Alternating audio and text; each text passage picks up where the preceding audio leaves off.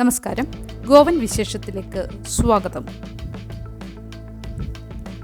ഗോവ സർക്കാർ അയോധ്യയിൽ ശ്രീരാമ ജന്മഭൂമി ക്ഷേത്രത്തിന് സമീപം ഗോവ രാംനിവാസ് എന്ന പദ്ധതിക്കായി 3801 ചതുരശ്ര മീറ്റർ ഭൂമി വാങ്ങി 23.6 കോടി രൂപയ്ക്കാണ് ഈ ഭൂമി സ്വന്തമാക്കിയത്. ഗോവൻ തീർത്ഥാടകർക്ക് താമസ സൗകര്യം ഒരുക്കുന്നതിനായി പൊതു സ്വകാര്യ പങ്കാളിത്തത്തിൽ ഒരു ഹോട്ടൽ നിർമ്മിക്കാനാണ് പദ്ധതി. മുഖ്യമന്ത്രി പ്രമോദ് സാവന്ത് മാർച്ച് 21 ഇത് പ്രഖ്യാപിച്ചു.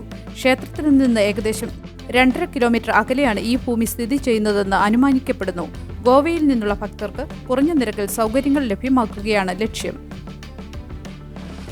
ഗോവയിലെ മഡ്ഗാവ് ടൗൺ പോലീസ് സ്റ്റേഷനിലെ കോൺസ്റ്റബിൾ സോനു ഫാലെ ഡ്യൂട്ടിക്ക് പോകുന്നതിനിടെ കണ്ടെത്തിയ സ്വർണ്ണാഭരണങ്ങൾ നിറഞ്ഞ ഒരു പേഴ്സ് ഉടമസ്ഥന് തിരികെ നൽകി.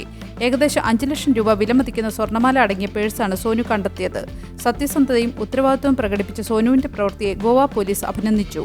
മാർച്ച് 21 നടന്ന ഈ സംഭവം സമൂഹ മാധ്യമങ്ങളിലും വാർത്തകളിലും ശ്രദ്ധ നേടി. ഈ പ്രവൃത്തി പോലീസിന്റെ മാന്യതയും വിശ്വാസ്യതയും ഉയർത്തിക്കാട്ടുന്നുവെന്ന് അധികൃതർ പറഞ്ഞു.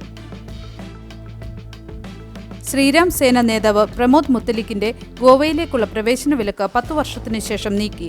2014 മുതൽ അദ്ദേഹത്തിന്റെ പ്രകോപനപരമായ പ്രസ്താവനകൾ ചില വിഭാഗങ്ങളുടെ വികാരങ്ങളെ വ്രണപ്പെടുത്തുകയും അക്രമത്തിന് കാരണമാകുകയും ചെയ്യുമെന്നതിനാൽ ഗോവയിൽ പ്രവേശിക്കുന്നത് വിലക്കിയിരുന്നു. 2014 മനോഹർ പരീക്കിന്റെ ഗവൺമെന്റ് ആയിരുന്നു മുത്തലിക്കിന്റെ ഗോവയിലേക്കുള്ള പ്രവേശനം വിലക്കിയത്. മാർച്ച് 22 വിലക്ക് നീങ്ങിയതിന് പിന്നാലെ അദ്ദേഹം ഗോവയിലെത്തി. പനജിയിലെ ഭാരത് മാതാ കി ജയ് സംഘടനയുടെ സ്ഥാപകനായ സുഭാഷ് വെലിംഗറിനെ സന്ദർശിച്ചു. ഈ സംഭവം വാർത്തകളിൽ ശ്രദ്ധ നേടി അദ്ദേഹത്തിന്റെ സാന്നിധ്യം വീണ്ടും ചർച്ചയാകുന്നു. കർണാടകയിൽ ഇന്ന് പ്രോ കന്നഡ സംഘടനകൾ 12 മണിക്കൂർ ബന്ദ് ആഹ്വാനം ചെയ്തു. ബെലഗാവിയിലെ ഒരു KSRTC ബസ് കണ്ടക്ടർ മറാത്തി സംസാരിക്കാത്തതിന് ആക്രമിക്കപ്പെട്ടതിൽ പ്രതിഷേധിച്ചാണ് ഈ ബന്ദ്. രാവിലെ 6 മുതൽ വൈകിട്ട് 6 വരെയാണ് ബന്ദ്. പൊതുഗതാഗതം, സ്കൂളുകൾ, കടകൾ എന്നിവയെ ബാധിച്ചേക്കാം. എന്നാൽ മെട്രോ, ആശുപത്രികൾ, അവശ്യ സേവനങ്ങൾ എന്നിവ പ്രവർത്തിക്കും. ഭാഷാ തർക്കവും ബെലഗാവി സംഭവവും തുടർന്നുള്ള പിരിമുറുക്കവുമാണ് ബന്ദിന് കാരണം. ഗോവയിൽ ഇന്ന് മെഗാ മെഡിക്കൽ ക്യാമ്പ് നടക്കുന്നു. സാലിഗാവിനടുത്ത് പില്ലേൻ പഞ്ചായത്ത് ഹാളിൽ നടക്കുന്ന ക്യാമ്പിൽ Goa medical college, Goa dental college and hospital എന്നിവിടങ്ങളിൽ നിന്നുള്ള വിദഗ്ധ ഡോക്ടർമാർ സൗജന്യ ആരോഗ്യ പരിശോധന നടത്തുന്നു. ഡയറക്ടറേറ്റ് ഓഫ് ഹെൽത്ത് സർവീസസ് ആണ് ഈ പരിപാടി ഏകോപിപ്പിച്ചത്. ആധുനികവും എല്ലാവർക്കും ലഭ്യവുമായ ആരോഗ്യ സംരക്ഷണം ഉറപ്പാക്കുകയാണ് ലക്ഷ്യം.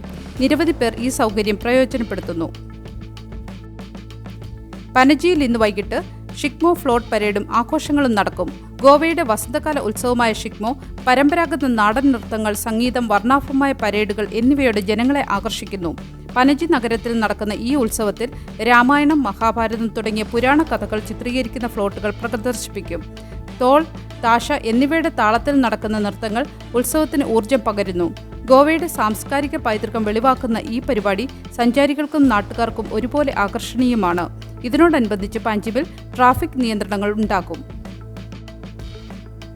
ഗോവയിൽ മുൻ MLA-യും BJP നേതാവുമായ പാണ്ഡുരംഗ് മഡ്ഗേക്കർ ഒരു മന്ത്രിയുടെ PAയ്ക്ക് 15 മുതൽ 20 ലക്ഷം രൂപ വരെ കൈക്കൂലി നൽകിയെന്ന ആരോപണം ഉന്നയിച്ച് വിവാദമുണ്ടാക്കി. സർക്കാരിൽ വ്യാപക അഴിമതി നടക്കുന്നുവെന്നും അദ്ദേഹം ആരോപിച്ചു. എന്നാൽ ആന്റി കറപ്ഷൻ ബ്രാഞ്ചിന് മുന്നിൽ നൽകിയ മൊഴിയിൽ താൻ ആർക്കും കൈക്കൂലി നൽകിയിട്ടില്ലെന്ന് മഡ്ഗേക്കർ വ്യക്തമാക്കി. ഈ മൊഴിയെ തുടർന്ന് ACB അന്വേഷണം അവസാനിപ്പിച്ചു.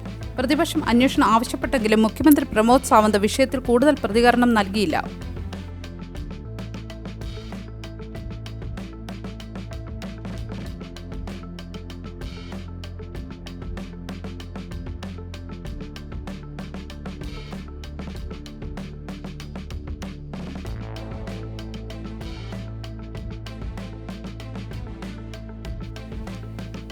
നല്ലൊരു ദിവസം ആശംസിച്ചുകൊണ്ട് ഗോവ വിശേഷത്തിലെ ഈ വീഡിയോ ഇവിടെ പൂർണ്ണമാക്കുന്നു.